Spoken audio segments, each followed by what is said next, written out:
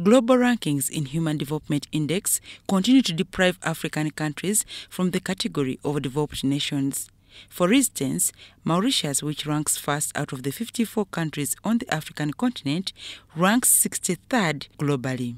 Professor P.L.O. Lumumba, a renowned Kenyan constitutional lawyer and a Pan-Africanist, blames the snail speed growth rate on failure to adjust and adopt the changing global high-tech trends. Today, my challenge to you as young Africans is to embark on a journey of self-discovery, because it is that self-discovery that will make you realize who you are. And when you know who you are, then you can be a good agent for change, for your society, for your country, and for the continent. The choice is yours. Lumumba was giving a keynote address at an event to commission the first ever Gift and Talent Clinic held at Makerere University Business School, Nakawa in Kampala. The initiative is a brainchild of Professor Humphrey Obora, a researcher in human metrics. I want you to imagine that young people whose careers were mismatched are wasting away in wrong pursuits like drugs, that we can reclaim them, put them to manageable pursuits, and become good citizens. I want you to imagine adults suffering from mental illness because the learning and traditional education system either shipped them out or they shipped themselves out because mathematics was making noise in the classrooms.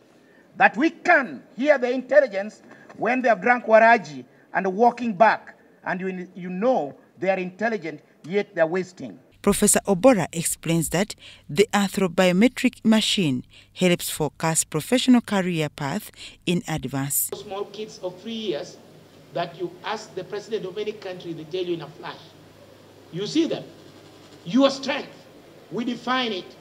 And when we find your strength, we look at the enrichers. Enrichers mean, what is it that we can use to enhance that?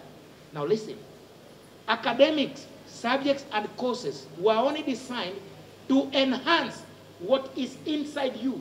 Hence the mistake that we throw kids without knowing their strength, and they wade around, something will find their strength. To repeat, that should not take place. Should I drop these bachelors that I'm taking up and then follow after that?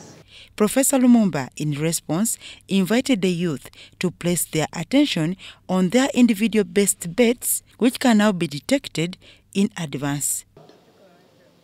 You are here in Makerere, Uganda. You are not competing with Ugandans. You are competing with Koreans. You are competing with Japanese.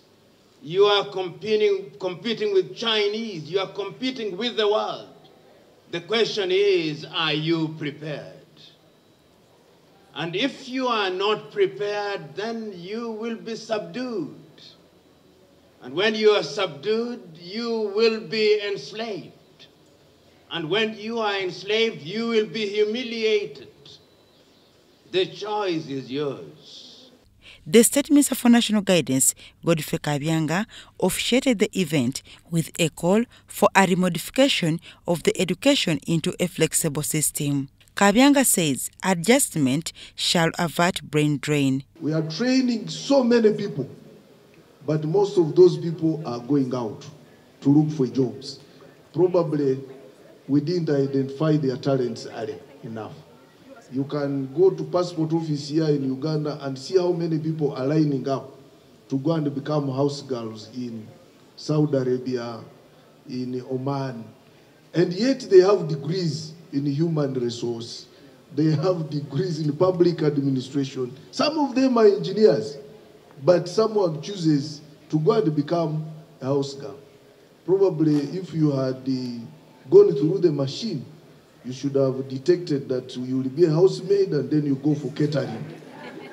You just go for catering house immediately. The development comes at a time when the Ministry of Education has rolled out a competence-based curriculum specifically for lower secondary. Dorcas Kimono, UBC News.